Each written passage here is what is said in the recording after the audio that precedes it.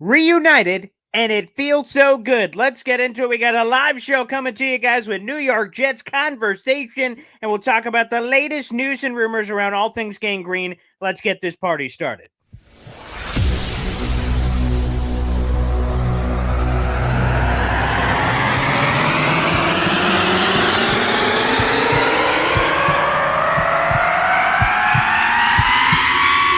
Zoinks!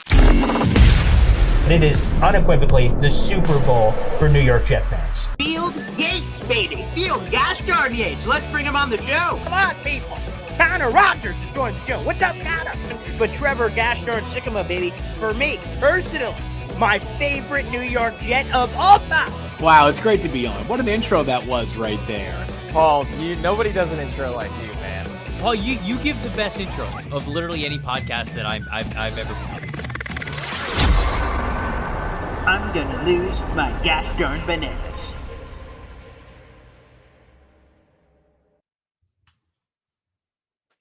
What is poppin', everybody? My name is Paul Esden Jr., a.k.a. Boy Green. I'm the New York Jets digital reporter for Heavy.com. It's been so long, quite frankly, since we've done a straight-up live stream in this fashion where we're going to go on for about an hour or so. We're streaming live right now, Heavy on Jets Facebook page, my YouTube channel, youtube.com/BoyGreen25, and, of course, on Twitter, the Twitter world, at BoyGreen25 as well. Get your questions and comments going throughout today's show, and we'll get them going. But it's the lead. It's the headline. We are reunited. It's been, I don't know, a month plus, maybe even longer, maybe 2 months. I don't know. It's been somewhere long. So let's bring him in without further ado. The man who just joined the old father club, girl dad. It is the Buffalo Jet fan. What's up, brother? Boy Green, been too long. Good to see you, man. Well, let me ask you, first off, before we get into all the Jets particulars, how is that life going for you, man? This is I imagine a big change for you. Dude, she's sleeping like a rock. She's got Aaron Rodgers as her that's quarterback. great to hear. What kind of worries does she have? She's got a Hall of Fame, 4-time MVP, Super Bowl winning quarterback. And how unfair. The things that we've seen as Jet fans, and you get to come into earth and your first quarterback is Aaron Rodgers. I feel some type of way about it. I got to be honest. I feel like I have to just roll some Christian Hackenberg footage just to there's a baptism has to take place, right? I feel kind of similar, although like your daughter's getting the better clear run here where her first real season is going to be Aaron Rodgers. My daughter is 16 months old. She's about to turn 17 months old in a couple of days. So she got obviously this past season that just happened, which by the way, as it was going on, I'm like, man, did you come at a good time, lady? I was like, wow. But man, apparently you're right. 100%. It is this Aaron Rodgers love, which by the way, we've been floating this kind of commentary out. I've been asking whether it's Jets content creators or random guests, like when is it going to hit that Aaron Rodgers is actually a member of the Jets? Because obviously, I mean, it's a headline of this video. The One Jets Drive is coming out. There's all this stuff where obviously we've seen him in a Jets uniform in the same place. But like, when is it going to hit, do you think? Is it preseason? Is it the regular season? Is it training camp? Like when is it for you? Monday Night Football against the Buffalo Bills, because he's not going to play a lick in preseason, and then training camp is just more glorified practice with the red jersey. So until I see him out there under the lights at MetLife Stadium, it still feels like a little bit of a dream. Do you have your schedule booked yet? Are you going to be at that game? What games you're going to be at? What events? What do you got going on? Or do you I'm not know sure yet? I usually 4 games a year is a good number for me. I'm going to try to get to, but I'm not positive yet. I think the one I am pretty sure about is the Black Friday against Miami. Oh yeah. But other than that, I'm not too sure.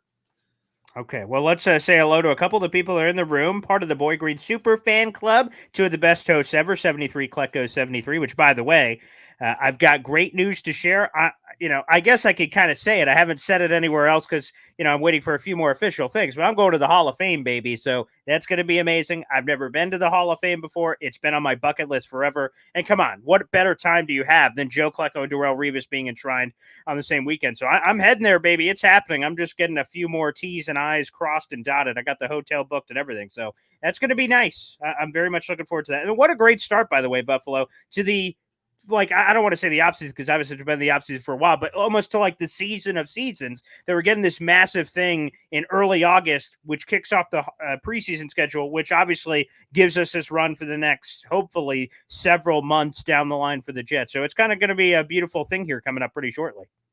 Yeah, I love it. I love that it's just a little bit less time that we have to wait. And I know that the team doesn't want to be on Hard Knocks, so I guess that's fine. But I'd love that too, to be honest, man. I want all of it. I want all the cameras, all the scoops, all the topics, all the buzz. All right, let's get into it because, like, I'm gonna be honest. I just had Matt O'Leary on the show, great guy, Jets talking panel and all that stuff. And I've had other people on, but he's the latest guy, so I'm just gonna like hit him with a pipe here.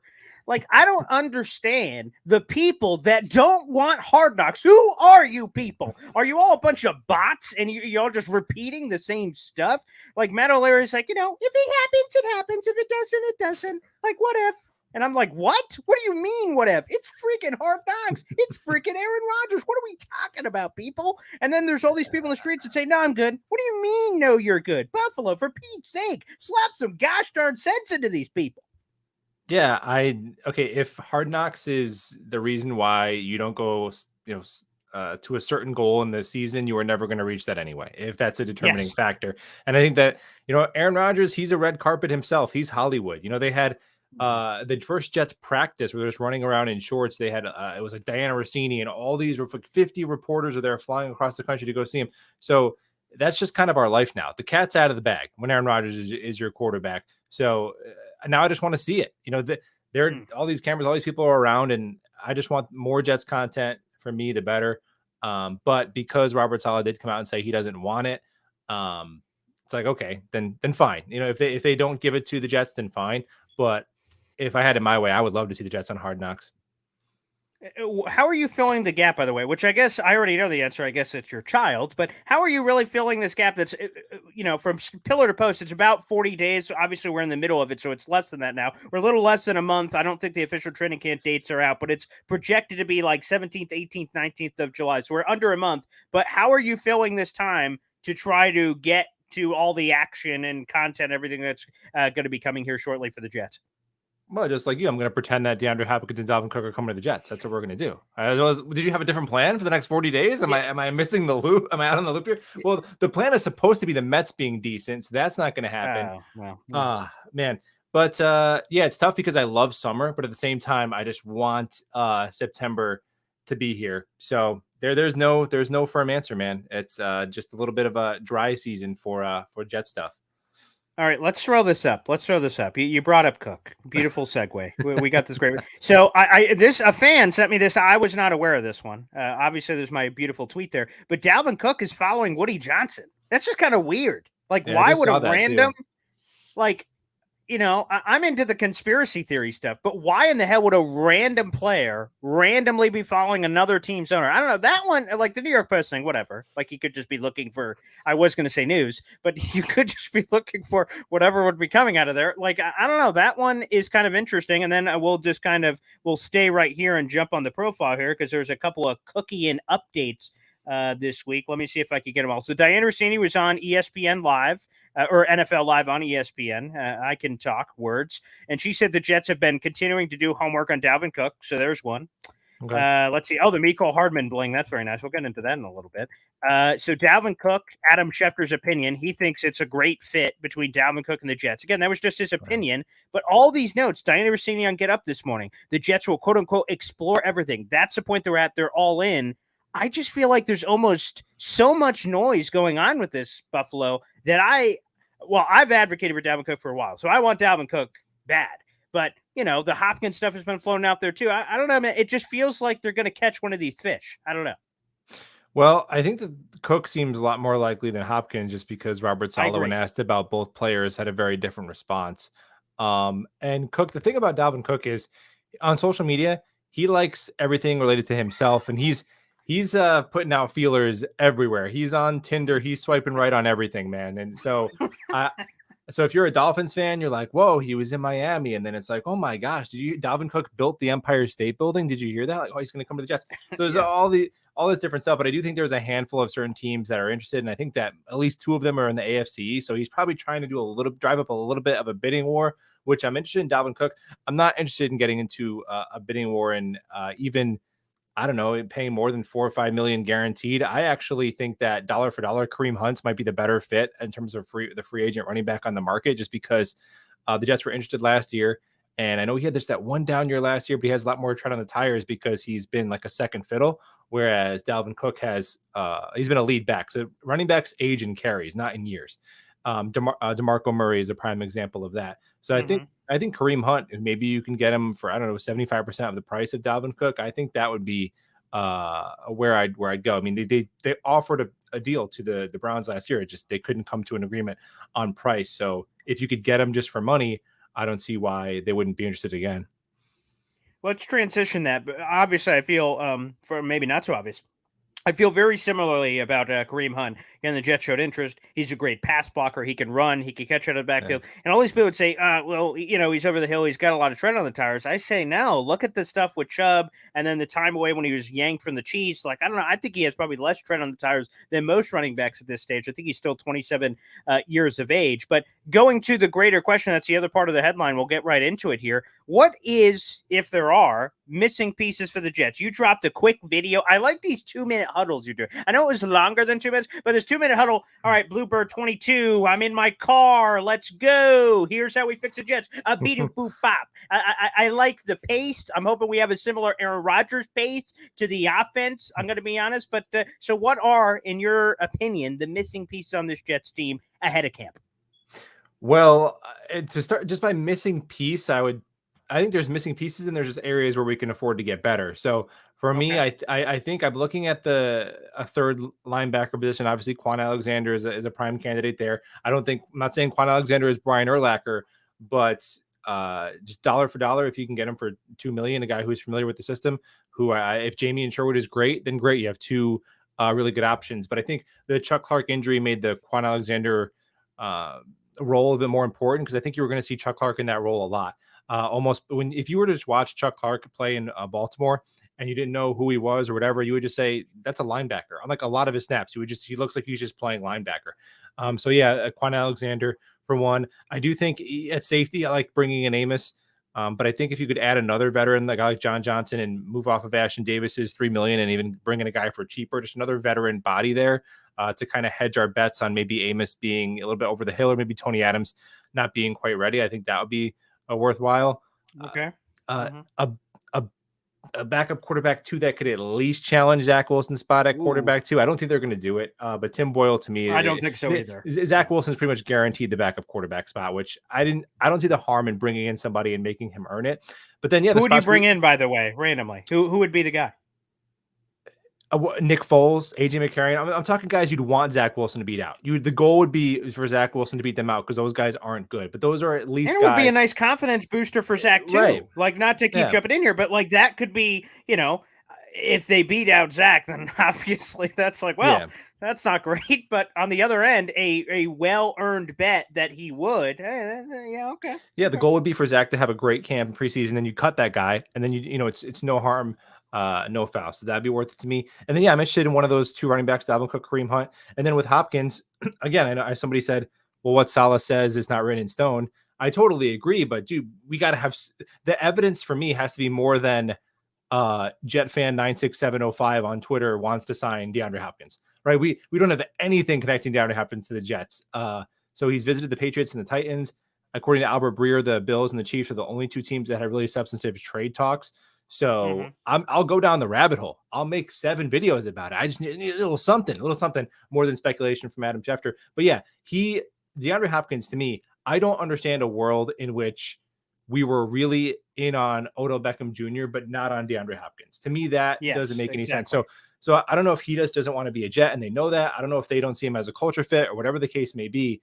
But just the wide receiver talent at this point in their career, honestly, I don't think there's been a day in both of their lives where Odell Beckham Jr. has been better than DeAndre Hopkins. The quarterbacks that he has produced with on a consistent basis, and he has probably him and Larry Fitzgerald are the two best sets of hands of wide receivers, in my era of watching football. And the thing is, he's washed. I don't know. He got 80 yards a game last year with no quarterback play. And the thing is, even if he's lost a step, well, now for the first time in his career, DeAndre Hopkins could have the luxury of not being the focal point of the defense. They're going to be focusing on Garrett Wilson. True. So if you're just giving him just one-on-one against whatever the team's second corner, like, he's going to eat. He's going to get to his spot. He's going to have a huge catch radius. And something that we can't say for sure about any other receiver on this team besides Garrett Wilson is that he can get to his spot and he can catch the ball consistently. You can't say it about Corey Davis. You can't say it about Alan Lazard. You can't say it about Mecole Hardman. You kind of can say it about Randall Cobb, but he's like 5'7" and he's like 40 years old or whatever.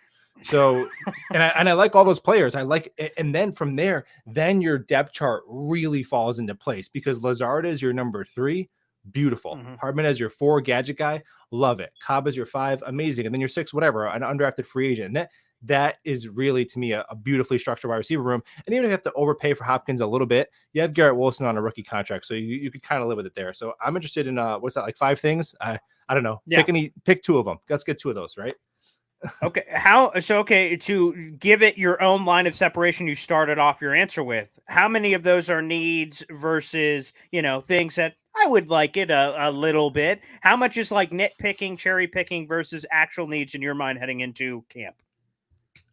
I don't think Hopkins or the running back are necessarily. It's hard to say with running back because if Breece Hall never tore his ACL, we're not even discussing this, right? Absolutely so that is such a huge variable, man. And the running back room has so much. The floor and ceiling is so all like I've seen so many people tell me our running back room is stacked, and it's like, oh, that's so bullshit. Well, it's so bullcrap. It's stacked with potential, but it's not stacked with like known commodities. Breece Hall, he could come back like Adrian Peterson. That's the hope. But realistically, he's probably going to come back, at least the beginning of the year on a little bit of a pitch count. Michael Carter, 1 good year, 1 horrible year. Bam Knight, 2 good games, then falls off a cliff. Okay, some of that was offensive line, but he's an unknown commodity. And Izzy is a rookie. So if all the things swing in the Jets' favor, yeah, the Jets could have a top 5 running back room. If they don't, the Jets could have a very underwhelming running back room. And I think Dalvin Cook or Kareem Hunt signing would at least give you the security of a proven commodity to start the season if Breece Hall is not ready to go. Yeah, and the thing I hate, because I'm in the same camp with you, basically on the entire running back situation. And my problem is that either the fans are saying it's loaded, you're an idiot for even suggesting Kareem Hunt or Dalvin Cook. And by the way, can I interrupt you real quick before I forget? Every position group we say that about, Joe Douglas shows us with his actions that he disagrees. Joe Douglas thinks less of his roster than we do because we say that, and they were going to draft Jahmyr Gibbs if he was there. We say that, and then they draft Izzy Abanikanda. We say that, and they're interested with Dalvin Cook. We didn't need an edge, but we drafted one. We didn't need a tight end. You know who they were going to draft if they didn't draft an end? Michael Mayer. We didn't need another defensive tackle, but they offered Fletcher Cox a contract, and on and on and on. Remember last year we didn't need to draft Sauce Gardner because he had Bryce Hall. So look, this Jets team on paper is maybe the most talented team ever of my life. I'm not pretending we have a ton of glaring holes, but all of the players that I have been that we never needed anybody else because they were so amazing, I've seen win 0 playoff games in 13 years. So until I see the Jets on the field and until I see it like, oh my gosh, we have too much talent. This is why we're losing. If we just had Chad Hansen instead of DeAndre Hopkins, we would be in such a better circumstance. Like until I see that, I want this team to have a bias towards action because Boy Green, last year, the Super Bowl had 13 combined Pro Bowlers, 13 of the 13 of the 44 starters, 30%. Wow. 30% of the starters on the field were in the Pro Bowl. Like those are the teams that we should be keeping company with. And look, I'm not saying you go crazy and you overpay, but Joe Douglas should be scouring the market every single second until we kick off against Buffalo. And the same theme goes back. Robert Saleh at the NFL owners meetings, they say, hey, Zeke wants to play for you. I love our running back room. Fast forward a couple months later, Dalvin Cook's available. Well, obviously, we're going to look into that. So what fans are, we're loaded. Listen to the coaches. They tell us what's really happening. I'm like, no, obviously not. They are willing to upgrade and all the great draft examples you gave. They're willing to upgrade at units that people don't think. So again, the running back room, it's the same thing. The ceiling floor thing scares me. Yeah. What Joe Douglas's job is to hope for the best, but expect the worst. And if he has that mentality heading into the season, that's why reason, the whatever from Jet fans, when I say, hey, maybe this year look at running back, they say, why don't we do this? Why don't we roll in with what we got? And then if shit hits a fan, react then. I don't like that because obviously that's a desperation thing. Money could get I don't know, crazy, but like money's going to change if they know you. Perfect example. Dwayne Brown's money changed. The price yesterday is not today's price, whatever that is. After Mekhi Becton went down like a crumpled heap, all of a sudden his price tag went beep, boop, boop, boop. Because I think me and whoever other Jets people wanted, I know I did. I wanted Dwayne Brown in regardless of Mekhi Becton's health. I just wanted more security. So when he went down, I went, oh shit. It went from, oh, that would be nice to, oh, we need that immediately. So I don't want to have that at running back. I want to prepare for that. Kareem Hunt, Leonard Fournette, Zeke, any one of those guys, or again, Cook on the higher end of the train. And then you're locked in. And if shit hits the fan, well, we're prepared for that. Not if shit hits the fan, oh, son of a, what the hell are we going to do? That's the thing that gets under my gears. Yeah. Yeah. Well, and if you like, as an example for running back, say if you sign Dalvin Cook and I don't know, Breece Hall is fully healthy, Michael Carter bounces back, and Izzy comes out like lightning. I'd rather have $3 million spent on a running back that we didn't need than scrambling. You know what I mean? And maybe even you flip one of those running backs at the trade deadline if you have an excess and you recoup some value that way. So I totally agree. I think you'd rather act preemptively as much as you can within reason. All right, let's get into the offensive line thing. I need another person to talk about this with because as it's constructed, we'll stay at tackle. It seems like from everything Robert Saleh said, like wink, wink, Dwayne Brown, the worst kept secret, is our starting left tackle. It feels eerily similar to last year where they said, I don't know who's going to play where. And then training camp rolled out. They immediately said, well, obviously Mekhi Becton's our right tackle, you idiots. We've been preparing for that the entire time. And then we're in the, I don't know, we'll see what happens. And then I just feel like the day one of training camp when Robert Saleh steps up to that podium, he's like, obviously Dwayne Brown's our left tackle. Look at every sign on the planet Earth, and Mekhi Becton will be competing for the right tackle spot. I feel like that's where we're going to go to, and it's just history repeating itself from last year. Are you in that same boat?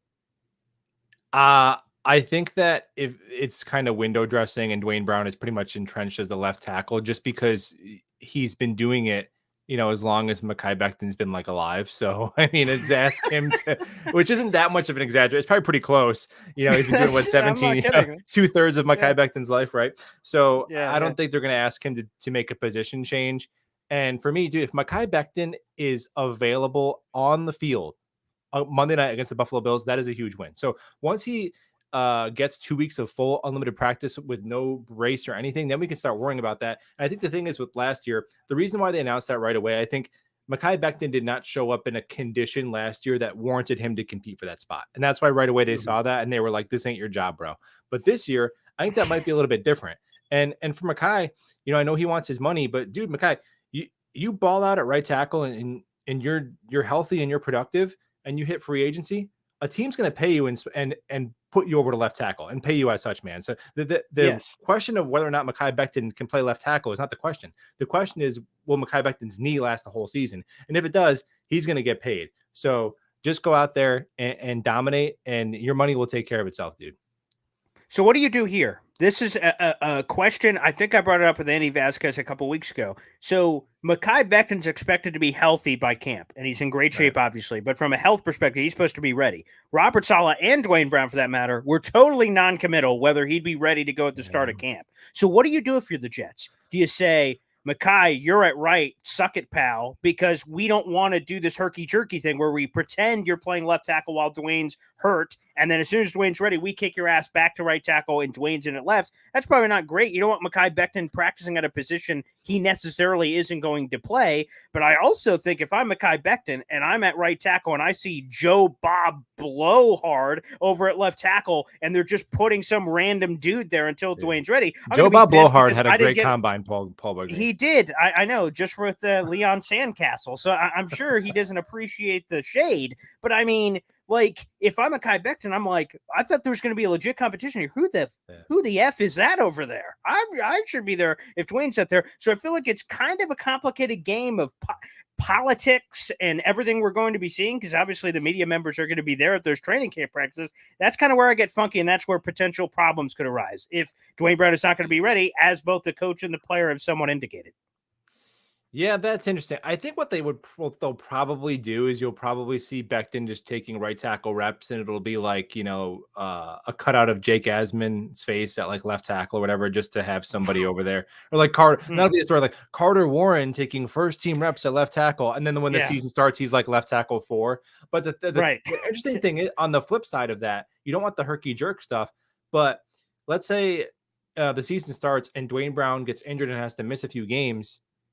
You probably kick Mekhi Becton over to left tackle and then put Max Mitchell and Billy Turner into right tackle as well, too. So you maybe want him to have a little bit of that versatility, I guess that's true. As well, So kind of. And we have been binocular watching. I think it was, I can't remember if it was Matt O'Leary or one of our other content creator friends, but I saw it on like someone randomly was taking a video of Mekhi Becton just working out. They didn't notice it with the tweet. They were just saying, "Hey, look at Mekhi Becton working out." I'm like, "Is that a right tackle stance?" And then I saw a lot of people were kind of covering it in that sense. So again, maybe it is just this address. Let me ask you this: so Dwayne Brown healthy, obviously, is left tackle. Is Mekhi Becton unquestionably right tackle? Because I've had, I think it's 4 conversations with 4 different people who cover the Jets professionally, and they have each said the same thing. Don't forget Billy Turner. Don't forget Max Mitchell. And then they all said the same thing. Like, hey, it's no guarantee Becton is starter. Exactly. No, but please, let's forget them. Is that fake? Because Mekhi Becton, dude, it's hard for me to imagine Mekhi Becton being available and not being the starter, because the talent gap between Mekhi Becton and Max Mitchell and Billy Turner is an ocean. And I like both of those guys. The Jets' depth on the offensive line is actually really nice. Good. It's about as good as you can get. Now there's questions with the starters and all of that, but yeah, dude, Becton it's got to be. If Becton's healthy, I can't imagine him not being the starter. Yeah. I can't either. But again, that many people telling me it, maybe they're all just drinking the same Kool-Aid at the local cult party. So maybe there's just no way for me to get a clear vision of it. But it's just interesting nonetheless. And now let's go over to Aaron Rodgers. Why not? Let's get to Aaron Rodgers earlier than all of my other interviews over the last couple of weeks. I always shove him at the end for some reason.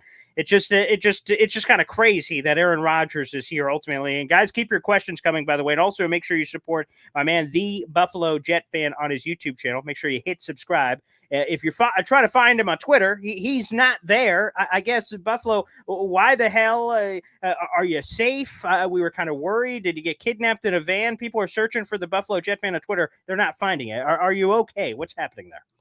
No, I'm good. Well, okay, maybe it's kind of deserved. I can be kind of sarcastic on Twitter, but I've had like several issues of being hacked, and then like someone using a parody account with my logo and my face saying like horrible, like racist things, and then some guy like DM me like one of my old addresses, and was like saying like threatening things, saying. So I'm just like, you know what? It's probably fine.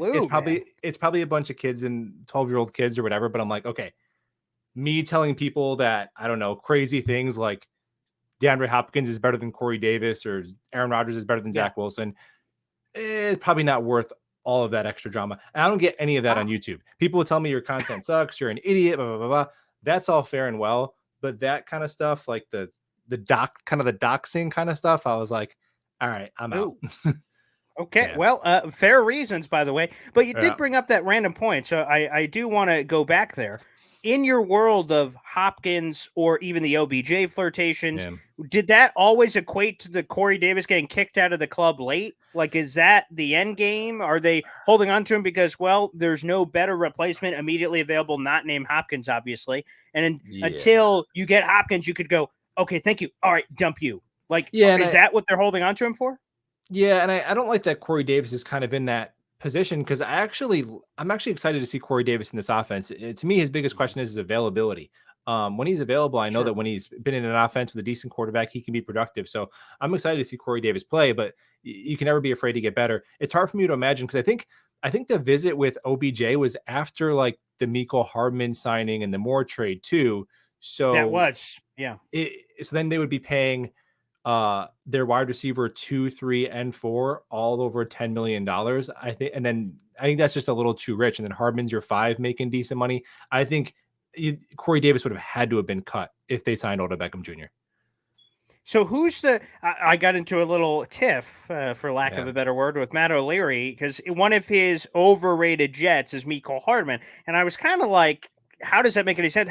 Who is even rating him in general to even be in a conversation of overrated? I don't understand. And he said it's all the Jet fans that are saying he's clearly the starting slot receiver, and he said he doesn't see him that way. Matt O'Leary said he views him as wide receiver 5, which also kind of confused me because I feel like Cobb's kind of wide receiver 5, but maybe we're just arguing over semantics. Right. The point is, who do you believe is the starting slot receiver on this team? Is it that mix of Corey Davis, Lazard, Wilson, and they're just all kind of rotating around? Yeah, I think those are going to be the top 3. Hardman is, I've actually gotten to watch like 8 of his games between 2021 and 2022. And I think that he's just not really a crisp route runner, and his hands can be a little subpar. So he's not a polished wide receiver, but what he is he's a deep threat, and he's a gadget guy. He's a good on special teams. He's basically a better version of the role that they were looking to get out of Braxton Berrios. But yeah, man, you're talking about a guy who had, I think, 700 yards in 2021 and was kind of on a similar pace last year. I think the way he gets those yards isn't like the way a traditional wide receiver would. He's kind of limited, but I think those shallow crossers that Hackett loves to run in his mesh concepts are going to be great.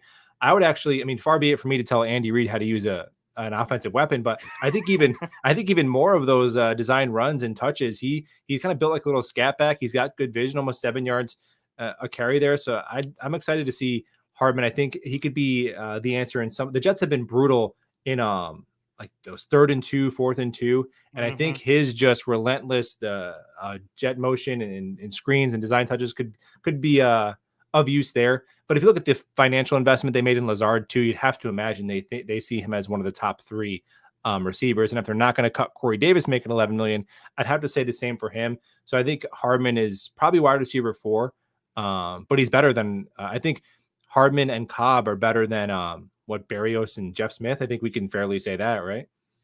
Oh, easily. Yeah, easily. Yeah. And I just, which again, it's just going to be when we're seeing, and it's not fair on the like ESPN graphic that's going to give us the lineup, but like, if you just look at, that's a good tweet. If you look at the wide receiver 5 deep and then the wide receiver 5 deep of the Jermaine Kearse, freaking Chaz Schillens, right? When you start Jerome getting those Peak. pulls, yeah, Jerome Peak, the Clemson superstar. Oh, he's going to be great. He's going to be. I remember doing those podcasts. Remember his preseason, man, when he caught. Come on. Yeah. Well, David Clowney, like again, we could start getting these pulls of like this guy's going to be a guy. It feels like, if I'm going to be honest, it's a weird position Stewart right now. Yeah, there you go. Like, oh God, Ardarius Stewart. Who else was from that it's a 12 Stewart and draft, Hansen were together, right? Stewart Hansen was together. Shaq Evans, I think that was one of the 4th round receivers who's currently playing, I believe, in the CFL because I keep seeing his Saskatchewan highlights on my Instagram. So, like, I don't have to sell myself, which is a weird position to be heading into camp. There's going to be the darlings, obviously, and there's been Jason Brownlee. Oh my God, I'm going to forget the kid who's number 31 on the team right now. Oh my God, he's from like Jerome Town or something. What's his name? Jerome Cap. That's it, Jerome Cap. Yeah. So, like, right, there's going to be a couple of these kind of stories that I think are going to pop, but we don't have to sell them like that's wide receiver 2. That's like, hey, maybe he can make it as wide receiver 6. So I feel like we're just kind of in a different world. Not a noon one. I'm not going like crappy bad. Like, obviously, there's the Stephen Hills. There's a Jalen Saunders. That was I don't even think he made it through his first season. So like boy, there's some names. There's some names on that list. Do you have a name, by the way, that again, we're whatever name you're about to say that comes out of your mouth, luckily does not have to be wide receiver 1, tight end 1, linebacker 1, or anything. But is there a story that you're rooting for on the 90-man roster ahead of camp for whatever reason, some personal connection, a fun player, a guy you just think legitimately has a shot? Who is it on the list? I like Trey Dean, undrafted free agent safety out of Florida. Yep. I listened to he did an interview with the guys at the Cool Your Jets podcast, Michael Nani and Ben Blessington, which I think it's probably the best. It's one of the few podcasts I make sure to listen to every week because they're just a couple of nerds and they're so measured. And I'll have like an opinion and they'll keep giving me data that goes against my opinion. And I'm like, but I want Dalvin Cook. Stop saying factual things about him that I don't like. Why are you doing that? Yeah. It's a great podcast. And they interviewed him and he just seemed like such a humble guy and so hungry and willing to, mentioning that he'll play any position. They talked about like how Saleh likes to say safety linebacker hybrids and how he's gonna be a special teamer. So, and that's what he kind of reads to me. I did get a chance to watch a little bit of him as well, and he reminds me of a kind of a Hamza Nasruddin type pick, Jamie Sherwood type pick. So not saying he's gonna be Ed Reed, but I think he could be one of those hybrid box players that plays special teams and just makes a role for himself in the NFL. And the Jets safety room is that fourth spot, I think, is up for grabs. I think Trey Dean has as good a shot as anybody. I see the Brett Ratliff. I'm going to be honest. Here's a shameful admission. Okay. I used to do the show on my radio show. I did a solo radio show for a couple of years, and I had this segment called Confess Your Sins, like just a guilty thing to just admit. When the Jets included Brett Ratliff in the Mark Sanchez trade-up year, going from 17 to 5, I'm like, oh no, he was a real gem.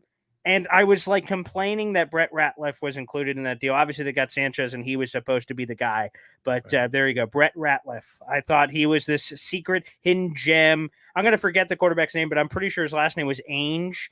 The Jets had this kid, I think it may be Tennessee. They drafted him in the 5th round, somewhere in the middle of this Jets run. And I thought, there's a guy if they just develop, So some of those kind of guys. That's a good NJ Rocket 24. Thank you. That's a good cut here. I'm going to pull a couple more of your Jet questions. I saw one earlier. We'll see if I find. Oh, there it is from Mike Volpe on Facebook. Pick one of those running backs you guys were mentioning. Who do you actually want? I will say I think it's obvious that Dalvin Cook is the top of the chain, both money wise and skill wise. 4 straight 1,000-yard seasons, 4 straight Pro Bowls, all that jazz. So he's number one. And if you can get him at a fair price, which we could talk about in a second, that's great. But if you're just trying to, so putting him aside, because that's, I think, the obvious answer, Kareem Hunt is probably the number one guy on my list, but you could sell me on any of these 3 names of Hunt, Leonard Fournette, or Zeke, because I think they can all contribute in a variety of ways. I think Kareem Hunt is the perfect balance of all of them, where the youth and the combination of everything he can bring to the table, I think he's versatile enough to kind of contribute. So Kareem Hunt would probably be number one, not named Dalvin Cook. Are you in the same camp, Buffalo? Yeah, I agree with that. I think also if we're built into that he'd be slightly cheaper, I think maybe is a safe assumption. Correct. Yes. Yes. So I think. By the way, what's your line on Cook? So you kind of mentioned earlier, hey, like I'm in on Cook, but I'm not willing to go above blank. Like what's blank for you? I think people are going to be shocked at how little money he gets. And really, I think he's going to get a nice deal. I don't think it's going to be like some people have said the 10, 11, 12. I don't think it gets there. Maybe. Because I think my walkaway number would be like 6. Yeah. 6. Wow. Yeah. I have a little bit more wiggle room than you. And because the Jets are in the top 5 in salary cap space, so they have the money. And I will also say within that same breath, obviously, the Aaron Rodgers restructure is hanging out there. That has not been finalized. Right. The Quinnen extension, obviously, is not hanging out there. So that can affect money both now and later, depending on how those deals are structured. But I'm willing to go a little above you. But again, I don't think I'm willing to go. And it's fair if Dalvin could get it from somewhere else. God bless. But the 10, 11, 12 open market in June, I just like, as great as Cook is, I'm not sure I'm willing to go there. But if it is in 6, 7, maybe 8, I'm like, okay, like OBJ it. Like although that's not what he ultimately got, but in theory, we're saying, incentive the hell out of it. So 1 year plus, or do the multi-year deal, void years to stretch it. If 2 legitimate years and then void years after, if you want to build it that way. But I think there are a lot of possibilities potentially for that construction, potentially. But let's see here. What kind of defense are we running? I believe, although again, when you look at the analytics, it's not quite the same. It's 4-3, but it's not 4-3 because like Quan Alexander, for instance, I think he played 40% or 60% they were in nickel. So like he's normally forced off the field. So I think some of the analytics kind of muddy the waters a little bit, but I think it's base 4-3, correct, Buffalo? Yeah, it's a 4-3 defense, but everybody plays, like you said, I mean, I guess 4-2-5 is the alignment that you'll see on most downs. Right. Yeah. Which, by the way, I think to the Quan point you made earlier, I don't necessarily want Quan for the 4-3 alignment, although that's great. I want Quan as a backup for the 4-2-5. 100%. That's what I want, because if one of those two goes down, we are effed. And maybe Jamie and Sherwood, the glass slipper fits on the Kanko and he turns into a superstar. Maybe you can see that, but I think that's wishing. There's no provenness. Zaire Barnes, rookie. Chaz Surratt, reject from the Vikings, with all due respect. Like, you look at these names and it's a variety of inexperience. Quan would just make me sleep a little bit better knowing, oh, shoot, again, in the same sense of being prepared for those scenarios, would make me feel a little bit better from that standpoint. Again, it's not for the 4-3 starting, which he would be. It's for all the other scenarios, I think. Yeah, and I think that he brings he's not the Pro Bowl coverage linebacker he once was. Obviously, he still wouldn't be a free agent, but I still think he would have the best coverage skill set of any linebacker on our team, including CJ Mosley, who was an all-pro, because he's still elite against the run. He's an elite communicator. He's the quarterback of the defense. But yeah, and it's a two-way street, because good teams do two things. Good teams are aggressive and they add talent when there's opportunities. But good teams also do eventually have these 4th, 5th round picks who they develop and become starters and play roles on their team. So maybe Jamie Sherwood is one of those guys. But for me, because the Jets are squeezed so tight in this window, man, I just don't want to come up. I just don't want to leave anything left. You know what I mean? I don't want to look back. I don't want to look back and ask, oh, we shoulda, coulda, woulda, especially for Quan. Okay, if your offer is $2 million and $3 million would get it done, just cough up the extra $1 million. That's how I feel about it. This is a question from earlier, and I hadn't even thought about this till you said, Mr. McMoney, so this is the first time it's coming into my brain. If we aren't on the preseason version of Hard Knocks, which has been the traditional version forever, over the last, I believe it's 2 years, we've had Colts and Cardinals are in, so you have the normal one you normally have, Lions last year, and then they additionally had, oh yeah, here's the Cardinals, or here's the Colts over the last 2 years. Like, here's this in-season Hard Knocks that's going on. I hadn't thought about it till just now. And also, I don't think there's the level of eligibility restrictions because it's a new product. Because I don't think Cardinals or Colts met that, because Cardinals were in the playoffs more recently. So I don't think those rules apply in season. So it must be any team that they just randomly pick is available for that. Would you be afraid of that? I didn't even think about that, but obviously that could be possible. I suppose if they didn't do the first one, they could probably be a sexy candidate for the in-season one. Yeah, that is a really good question. I guess I'd probably rather just do the preseason one. As would I. Yeah. Like, I don't think the preseason.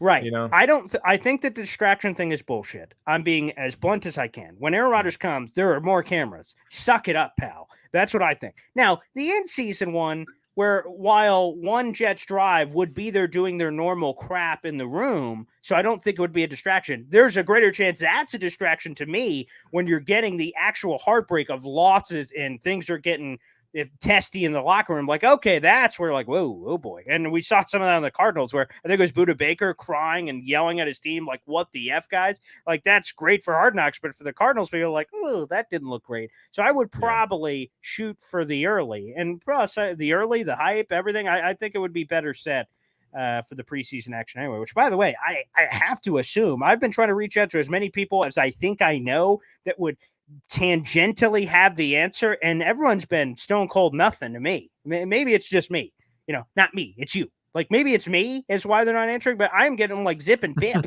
on trying to figure out whether or not the Jets are going to be the team, when the hell the decision's coming. Like, I am at complete Zero Dark 30. I know that there was also a writer's strike too with the staff that creates and produces Hard Knocks too. I don't know how much of that is playing a factor, but if I had to guess, I think that they clearly want it to be the Jets, and they're waiting for the Jets just to like change their mind or eventually just force their hand.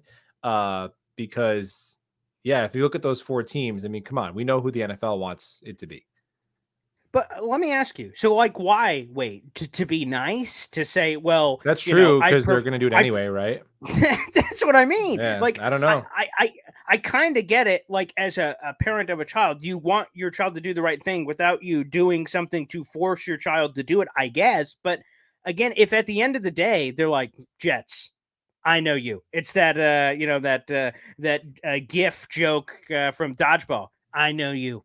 You know you. Like, we all know what's about to happen here. So just walk out the door and take the Hard Knocks. Like, what's the delay? I don't mean to be insulting to the other 4 teams, but I mean, let's be honest. Washington Commanders, why would the NFL want to highlight the back end of Snyder? Because it's not official yet. So why would you want to highlight that? All that gross stuff that the NFL, I imagine, wouldn't want to put in a spotlight. Yeah. So put them aside, and they're not that interesting. You have the Saints. Derek Carr was just on Hard Knocks. Like, what the hell is it? You don't even have Sean Payton anymore. Like, what is it? And they also said publicly they don't want it. The Bears, out of the other three not named the Jets, they're probably the most interesting to me because I don't think Justin Fields is as good as everyone's saying he is, but it's kind of interesting with the trade back from the number 1 overall pick. There's something there, but like, come on, it's obviously the Jets. So I just don't understand if you can force them, and we all know that's a thing. Why does it even matter what delay is happening here? Because they could just force their hand anyway. I don't know. And this is the longest they've waited to announce it that I can remember. Definitely. Yeah. I think last year was like before, I think it was right after the draft. Yeah, it was before that, actually. It was in March. It was March, geez. Believe it or not, that the Lions were announced. Now, someone said somewhere in the last 3 years, so again, my memory is terrible. Some of the last 3 years, one time they waited till like July 1st or something. So somewhere in that early July range. So maybe, they just do whatever again, they want. I'm prisoner of the moment. Yeah, right. So like maybe they are. Let me ask you this one, though, because this one I think is kind of interesting. So Robert Saleh obviously has come out multiple times, said, nah, we're good. Justin Hardy is one player. I think there's been a few players, but I think Justin Hardy is the most prominent. It came out and said, no, it's a distraction. We don't want it. Do you think those comments can come back and bite them in the butt? Because it seems inevitable that it's coming. Maybe it's not. Maybe I'll be wrong and I'll eat a bunch of crow. But if it's inevitable it's coming, and you probably all feel that, I feel like you bitching and complaining about it now is only going to look bad when it eventually comes. And they're like, so you said it was a distraction. What do you think? Well, no, I was just talking. And then you're just doing this backpedaling motion, I feel, with the whole thing. Is that a thing? Yay, nay, no, what? Yeah, maybe. But I think the answer just should have been, that's out of our control. We're just going to kick ass regardless. That should be just kind of it's not his decision anyway. Yeah. So like, right. Who cares? Because he does the stupid cliche, all due respect, Saleh, control the controllables, whatever he says. When you're writing the story of your own life, don't allow another man to hold the pen. He has another one which is just like, something about stacking days. He has, I like it, man. I'm a sucker for some mantras. I like it. I like a good mantra. Yeah, the 60% Navy SEALs. Once you reach 60%, unlocks the 40%. Right? Down with there's that. some there. Some David Goggins, some Jocko Willink in there. Come on, I like it. So now, maybe I should appreciate the fact they didn't plug that in. That's my problem with Saleh. He used to do that, and then he'd be like, then they drop the ball, like his player would drop the ball, and he'd be like, he wasn't wearing his lucky underwear. So if you're gonna, you got to kind of pick a lane. You know what I mean? That is that's true. There has been a lot of that, but hopefully this is what I'm hoping, because obviously Saleh's not been perfect in his run with the Jets, and one of the things has been there's been some time management things. The Lions game certainly last year comes out, and I'm sure there's more beyond my brain that I'm not even thinking of immediately. And now you're getting Aaron Rodgers, and you would think that more of those, at least ops, like the end of the Lions game, are going to be more frequent, unless the Jets are just blowing everybody out. That'd be nice. But you're going to be in games that are routinely one-score games, I would imagine, with this defense and Aaron Rodgers. So those decisions are going to be magnified tenfold. So Saleh's going to get a lot more of those opportunities, and more so on national primetime stages. So maybe it is this, leap of faith saying, oh, yeah, I'm sure he's getting better with the time management guy, Rocco, whatever the guy's name is. He's got the weird nickname. He's Smash. That's his name. He's the analytical expert for certain situational football. Like, maybe they're going to get better, but maybe on the other side, maybe it's just going to highlight it worse. If he was bad in that area and now you get more of those ops, maybe it's bad. But I'm hoping not. Yeah, I think there was a point in the year last year when we were on the winning streak where it seemed like Saleh had his finger on the pulse with a lot of that stuff. There was like a fake punt here, a go for it on fourth down here, and just kind of riding that wave of the underdog and the confident team. And then when it all kind of fell apart, everything just fell apart. So to me, Robert Saleh he's an unknown to some extent. I think he's proven that he's not a completely incompetent douche like Adam Gase, right? He's checked that box. Yeah. I think he's a good defensive coach. I know that the talent has been upgraded, but you have to give the coaching credit. When you go from literally the worst defense in the league to a top 5 unit, you got to give your defensive-minded head coach credit there. And I think players want to play for him. Now, beyond that, when we're hopefully in the playoffs and talent is close, can he be the reason why the Jets beat the Bengals, the Bills, the Patriots? That I have no idea. And we're going to find out. It's hard to evaluate a coach when you don't have a quarterback. So we'll see. To me, we've been arguing about Joe Douglas and Robert Saleh and, this draft pick and this game and that. To me, the next 2 or 3 years, they are what their record is. Did that, it's Yes. just going to be a result-oriented business from here on out. Straight up. No excuses. Rico, there it is. Keep the main thing the main thing. Yeah. That's the thing. He said, because that's what Hard Knocks coming. Keep the main thing the main thing. What? No, keep the main thing the main thing. That's what he does for any of those non-controllable things. That's it. Thank you, Rico. That was going to bother me to no end. I knew he had something at the bottom of the old crackle, the Cracker Jack box that he pulled out for such scenarios. That's true as well, guys. Keep the questions coming. We'll be on here just for a few more minutes. Again, it's great to have. It's great to have Buffalo back on here doing these weekly bits, which is a lot of fun. Oh, there's one, which again, Brian Brett, is Breece Hall going to be ready for the beginning of the season? Are you buying the Kool-Aid? Salah said, and I think the big comment he said is, well, we don't have to hold him back in training camp, but we probably will anyway. And then all the other optimistic hope that he's going to be ready for week 1. Is he ready for the beginning of the year? Yay or nay, Buffalo? I think barring a setback, he'll be available. I think he'll play. Now, the question is, what Breece Hall are you getting? And that's a completely unknown. I actually did. It's crazy. I did a little while ago. The video is still on my channel if you guys want to check it out. But I took a look at the last 20 years of running backs who tore their ACL around that part of the season, who were really good players, who were pretty young.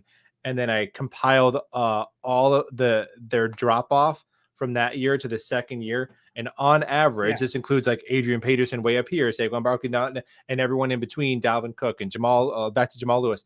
And on average, they were like 2/3 of their former efficiency for the first 10 weeks of the season. And then like 85 to 90% the back half of the season. So that's really why I want that Dalvin Cook signing. Like, let him be the lead back until the bye week. And then you could take the training wheels off Breece. And then once it gets to post-Thanksgiving and playoff kind of football, then Breece Hall can take off and be his former self. But do I think we're going to see the Breece Hall that we last remembered week 1 against the Buffalo Bills? It's most likely not. So let me ask you this. Yeah. If he's on the pitch count, what are we talking about? 10 plays? Maybe about 12 to 14 touches to start. Okay. I think that's fair.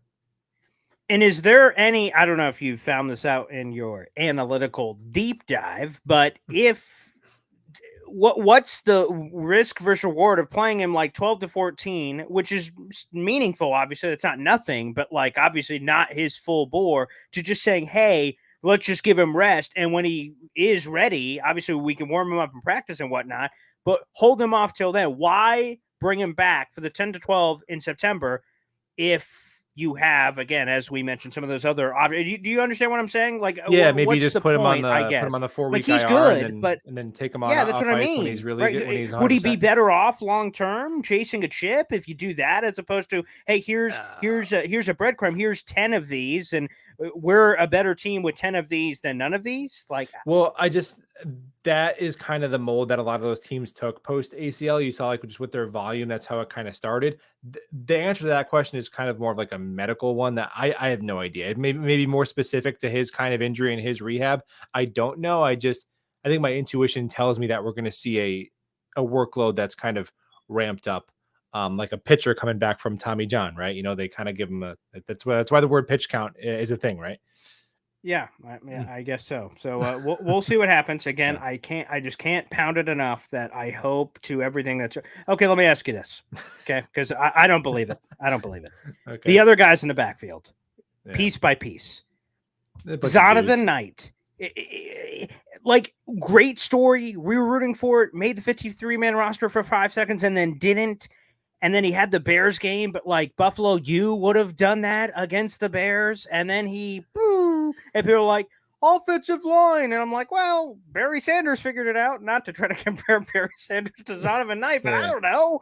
Like, Izzy's never played a snap in the NFL. And people are like, hey, Izzy, it's another great find by Joe Douglas. Maybe it is. I don't know. And then Michael Carter, like, man, he struggled. And he refused to go on the Buffalo show. Like, what a jerk. Come on. Yeah, it's like, and we all have those bottom of the depth chart guys that we love. Like me, I'm a Tony Adams truther, but I was not saying don't sign Adrian Amos because I understand that he's still unproven. And same thing with Bam Knight. Like, dude, if we were playing another team and they were like, look out, New York Jets, we're going to demolish you. We have Bam Knight. We would be laughing. Like, he wouldn't even know who he is. I'm sorry. Like, we wouldn't. He's just a guy. Bam Knight is just a guy. You can find a Bam. I could probably walk right outside. There's probably Bam Knight right there. I think that's him, actually. I think that's Bam Knight right there. You can find Bam Knight in the 5th, 6th round all day long. I'm sorry. You probably can. So yeah, dude, and remember when we put him on the practice squad and we were like, oh my gosh, somebody's and it was fine. And you could probably do that again. You could probably stick him on the practice squad again. So I'm sorry maybe Bam Knight is the next Marshall Faulk, but I have some reservations. I think if he makes the team and if he's your 3rd running back as an undrafted free agent, that's awesome. That's awesome. Why do we have to make it more than that? It's like with Mike White. Mike White goes from a practice squad player to a really good backup, but then people are like, he's the next Kurt Warner. Like, oh, we had a good thing. Just let it be the good thing. I see. Do you think it's all fan bases that do what you the Zonovan Knight thing? Like like I'm talking about like stat. So we all, oh boy, you can't put him on the practice squad. Someone's gonna steal him. And right now, the sexy name that is on the top of my head, although there may be others, Zach Kuntz, the tight end. Like, there's no way they could put him on the practice squad. Like, I'm even saying that. Like, he's gonna get stolen. And there's no right now the rules as they currently stand. If you sign a guy off the practice squad, you have to put him immediately on your 53. Right. There's no like swapping all over the place. So like, is it every fan base doing this? Is it just our fan base that like has this built-in fear, and then no one takes him? We're like, oh, I guess it was fine. Like Chris Trevler. Oh boy, I was thinking like, oh boy, if we don't, that's a perfect example. We're gonna lose him. Like, I know, that's what I mean. Like, no, it's all fan bases. We're gonna lose him. Other fan bases are worse. Jet fans actually, because I do I'll do some scanning of other like YouTube stuff from fan teams. Jets fans have a more realistic and accurate knowledge of their football team than just about any fan base that you could find. They really do. I know it sounds maddening because you go to Jets Twitter and it doesn't seem that way, but we really do. Yeah, I do think it's just I don't get enough because Zach obviously Kuntz. we're he's the guy. But then someone would have drafted him before the 7th round if they well, can you're cool. You're Jets potting us right now. Like, can you stop at the logistics and the facts that's kind of clouding what I'm trying to say here, Buffalo? So shut the hell up. But like, that's exactly it. I think. I think Yeboah. Yeah, there's a few other people talking about that. Oh, that's a good question. We'll end on this one. This will be the final one that comes in. Yeah. Bernard Nixon. Do you guys think is better Rodgers or Favre? I think I understand what you're trying to say, Bernard. But Aaron Rodgers, Brett Favre, and in the moments, I think is fair. Obviously, not judging the Favre 22 touchdowns, 22 picks after the fact, but heading in what you thought Favre was to what we think Aaron Rodgers is, not knowing how the Rodgers one is going to play out. What's your thought on the comparison of the two as one arrived 15 years ago? Obviously, one has arrived just a handful of months ago. Rodgers. I think so too. Favre, of course, if my memory serves correct, and I'm old as hell, so I noticed a lot of more silver whiskers in the hair and beard this week. I'm dead serious, by the way. Yeah, so they're coming in. But Favre, I think, was coming off the NFC Championship game with the Packers. If I'll look that up to confirm, but I'm fairly certain he was. So they obviously had really good success, and I'm sure that bore out statistically speaking. But so when he came over, and obviously he's a Hall of Fame quarterback, ended up being at the time, but like that was a big deal. That was a big deal. I'm and obviously that right now. He left and went to Minnesota and had one of his actually best statistical seasons ever, 33 touchdowns, 7 picks. I'm going to remember that forever. Imagine that version of Brett Favre with that Rex Ryan defense and all that. That is a guaranteed Super Bowl, man. It's not even funny. But the thing about Rodgers is, okay, so I actually looked at his stats before he had the thumb fracture, and it's not a huge sample size, but he was at 8 touchdowns to 2 picks, completing 67% of his passes and like 7.5 yards per attempt. And then he breaks the thumb. And then the rest of that season, it was 18 touchdowns to 10 picks. So his touchdown to interception ratio is like cut in half. The completion percentage drops like 5 points. So let's say in a different world, if Aaron Rodgers wasn't such a tough SOB, if he says, all right, I broke my thumb, I'm going to need the rest of the year to heal this. And he was still, he's ends the season at 8 touchdowns, 2 picks, and then he has the last 2 MVPs.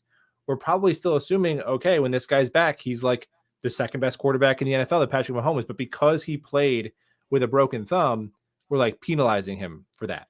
And I understand like that this cliff could come at any moment with age, but I don't know. Is that too much of a homer take there? Or I don't know. I think having a broken thumb on the hand you throw a football with should be taken into consideration. And it's funny that no one, when I see, whether national or local media for that matter, when they talk of the Rodgers downfall and the sign of things to come, those, by the way, are real quotes from real people that said that about Rodgers. They don't mention the broken thumb, which I just go, it's just, they just say age. They're just almost forcing an agenda, forcing a narrative to say, like, maybe he does end up sucking. I don't know. I don't have an exact crystal ball, but like, to kind of blatantly ignore that fact seems weird. And by the way, I didn't know this. So I was right on the NFC Championship game, but as I have Brett Favre's numbers in front of me, they are eerily similar to broken thumb Aaron Rodgers from last year. He had 4,100 yards as Brett Favre in 2007, the year before he's traded to the Jets. 4,100 passing yards, 28 touchdowns, 15 picks. They were 13-3, and like I said, they went to the NFC Championship game. That's eerily similar to what Rodgers just had with a broken thumb, and I don't remember Favre having the broken thumb there, so I think it's close, but Rodgers obviously the higher ceiling. He throws a lot less picks historically and recently, and then also career-wise, I think it's Rodgers. I don't think it's too close. Just how much more efficient he is with turnovers. Yeah, 100%. Well, what a wild show. Wow, that hour absolutely flew by. Buffalo, thanks for coming back on, man. This is great. I know you're a very busy man. What do you have on the channel? I'm seeing, like I said, sometimes there's some quick videos. There's still some long video content. You got a little bit of everything. What's on the docket for you this summer? Yeah, a lot of stuff. Well, so the day job will start slowing down next week, so I'm hoping to get back to more live streams, be more back in the studio more, because I've been doing the Jet Central, ripping the videos from my phone. But thank everybody's still watching, so appreciate it, guys. I know the quality isn't as good, but definitely want to do more live streams and more collaborations this summer, because it's been a while since I talked to a lot of people, and obviously we'll be rolling with this show every Wednesday throughout the entire dead season. So I look forward to hanging out with you guys. Absolutely. So there you go. Again, the Buffalo Jet Fan on YouTube. Make sure you guys subscribe to the channel. Thanks, everybody, for tuning in, and we will see you next Wednesday right here on the show.